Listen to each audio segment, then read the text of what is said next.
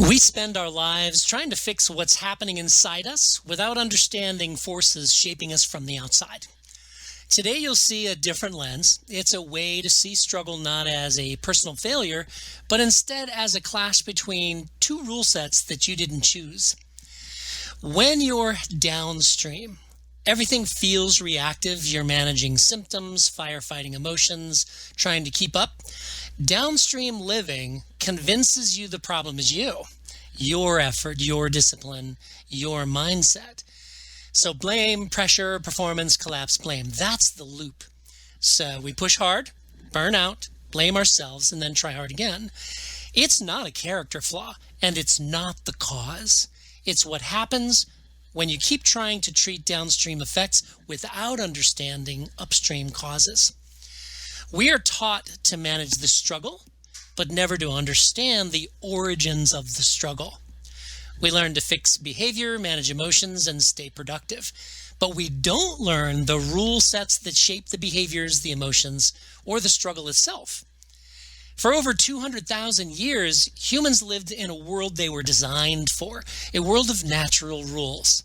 There were three variables: our humanity, our individual formation, and the natural world, each shaping the patterns that we carry today.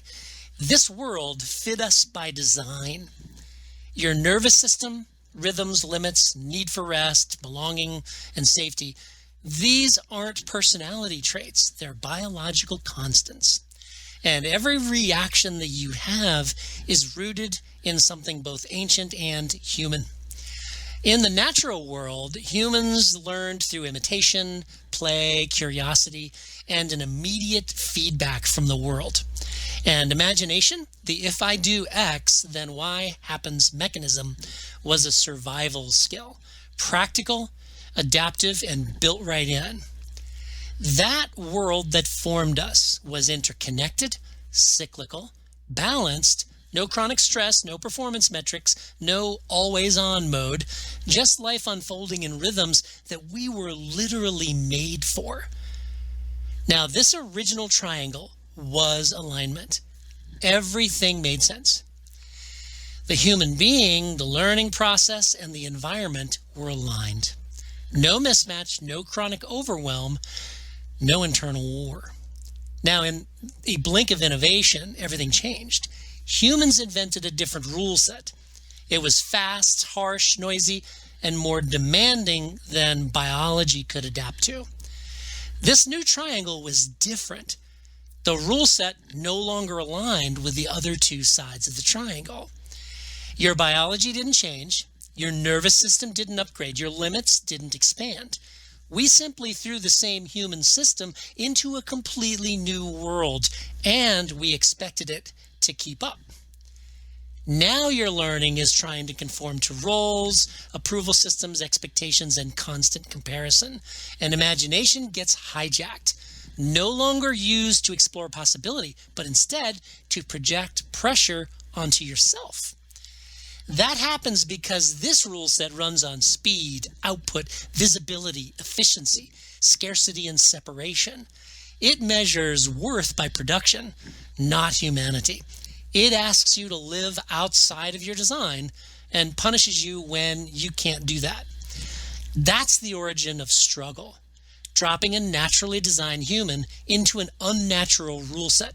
It produces predictable struggle. Not personal, predictable. This explains why the downstream experience, the feelings, the thoughts, the behaviors, feels personal. It also explains how it's not personal at all.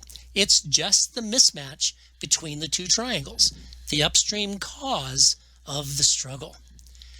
This mismatch caused imagination to get hijacked.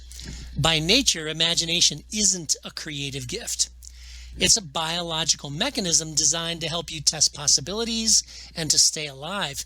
If I do X, then Y happens. It's natural intelligence. But in the civilized triangle, imagination hijack turns into if I don't do X, then everything falls apart.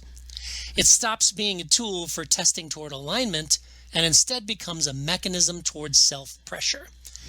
You were built for the natural rule set, but you're being influenced and measured by the civilized one.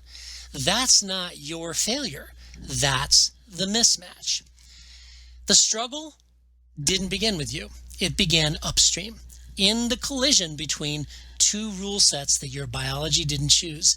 Seeing this represents structural clarity. And seeing that clearly means your imagination can come back online as a tool for alignment rather than for pressure. In part 2, I'll show you how that alignment lets you change the chain of experience itself.